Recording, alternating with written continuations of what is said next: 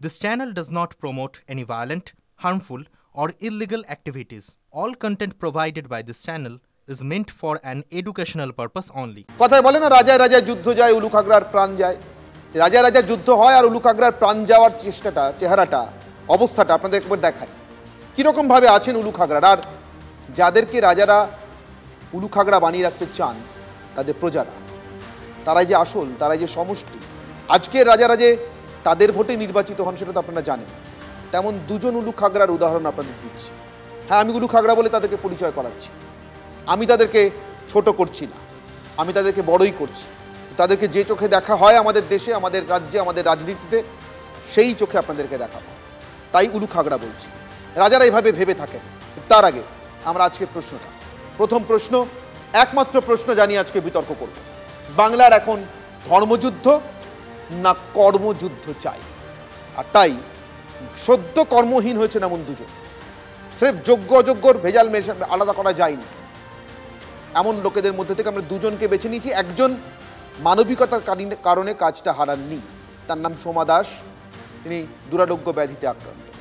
আরেকজনও দুরারোগ্য ব্যাধিতে আক্রান্ত কিন্তু কাজটা হারিয়েছেন, তার নাম সোমনাথ মালো। সোমনাথ শুধু দুরারোগ্য ব্যাধিতে আক্রান্ত বলে তার জন্য আলাদা করে মানবিকতার ভিক্ষা চাইছি না রাজামশাইরা। আপনাদের কাছে বলে রাখি, এই দুই উলুখাগড়া যাদেরকে আপনারা দেখতে পাচ্ছেন স্ক্রিনে, রাজামশাইরা, সেই দুই উলুখাগড়ার এক সোমা, তিনি মানবিক কারণে দেশের সর্বোচ্চ আদালত থেকে তার চাকরির অধিকারটি স্বীকৃত থেকেছে, তার চাকরি আছে। 2016 প্যানেলে থেকেও তার চাকরি আছে।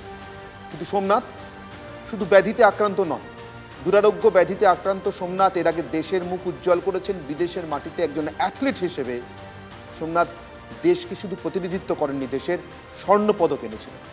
সেই সোমনাথের কাজটা নেই। সোমনাথ অশিক্ষক কর্মচারী হিসেবে কাজ করতেন।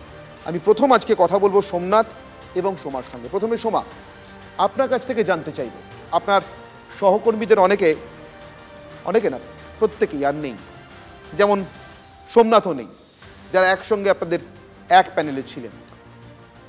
কিভাবে দেখছেন সময় ঘটনাটাকে?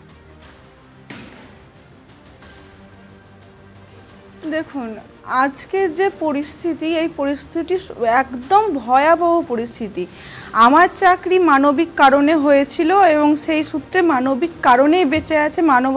যেটা আছে সেটা হিউম্যানিটি গ্রাউন্ডে আছে, মানবিক কারণে আছে। সেটা বাদ দিয়ে শুধু তো আমি একাই নয়, এই যে বাকি আমাকে বাদ দিয়ে যতজন প্যানেলে ছিল তাদেরও কিন্তু আজ এই যে ভয়াবহ পরিস্থিতি, এই ভয়াবহ পরিস্থিতি কিন্তু একদিনে সৃষ্টি হয়নি। এটা অনেক আগে একটা বিষবৃক্ষের চারা রোপণ করা হয়েছে, সেটা বিষবৃক্ষে পরিণত হয়ে গেছে। একদিনের সময় নেই। আমি রাস্তায় আন্দোলনে দেখেছি, তারপরে এই আইনি লড়াইয়ে দেখেছি। এর মধ্যে 2016 থেকে যদি আজকে দেখি, এটা কিন্তু অনেক দিন কিছু অবহেলা, কিছু মানুষের লোভ, প্রথমত কিছু মানুষের অনৈতিক লোভ এবং টাকার লোভ বলুন বা অনৈতিক উপায়ে, দুর্নীতির উপায়ে চাকরির লোভ, এই কারণে আজ এই পরিস্থিতি কিন্তু দায়ী হয়েছে এটা। আর তার জন্য আজ নিরপরাধ মানুষ ভুগছে, আমি এটাই বলবো। বেশ, সোমনাথ, আমি আপনার কাছে জানতে চাইব, আপনি সেই দুর্ভাগাদের দলে দেশের প্রতিনিধিত্ব করেও এবং দুরারোগ্য ব্যাধিতে আক্রান্ত হয়েও যাদের চাকরি গেছে, যাদের অকারণে চাকরি গেছে, যাদের ইচ্ছে করে প্রতিষ্ঠান আলাদা করতে চায়নি বলে চাকরি গেছে। সোমনাথ, কি অবস্থা আপনার পরিবারের? আপনার পরিবারে আর কে কে আছেন সবটা যদি বলেন আমাদের। আমি আছি, আমার ওয়াইফ এবং আমার একটা ছোট্ট মেয়ে আছে, ক্লাস 9-এ পড়ে। দেখুন, আমি 2002 সালে প্যারা এশিয়ান গেমসে ভারতবর্ষের হয়ে হাই জাম্পে সোনার মেডেল এনে দিয়েছিলাম সাউথ কোরিয়া, যেটা অনুষ্ঠিত হয়েছিল সাউথ কোরিয়ার বুসানে। আমি দেশ থেকে যখন ফিরে এসেছিলাম তখন ভেবেছিলাম ভারত সরকার হয়তো আমাকে একটা স্পোর্টস কোটায় কোনো চাকরি দেবে। কিন্তু আমি অনেক জায়গায় অনেক আবেদন করার পরেও আমি কোথাও কোনো চাকরি পাইনি। অনেক কষ্ট করে আমি তারপর লাস্টে যখন দেখলাম যে আমাদের জন্য ফিজিক্যালি চ্যালেঞ্জদের জন্য কোনো স্পোর্টস কোটা নেই, তখন আমাকে বাধ্য হয়ে আমার এই খেলাটা ছেড়ে দিতে হয়েছে। এবং আমার এই খেলা ছেড়ে দেওয়ার পেছনে এই ভারতবর্ষ দায়ী, এই পশ্চিমবঙ্গ দায়ী, এই সমগ্র সমাজ দায়ী যে কেন ফিজিক্যালি চ্যালেঞ্জদের জন্য কোনো স্পোর্টস কোটা নেই।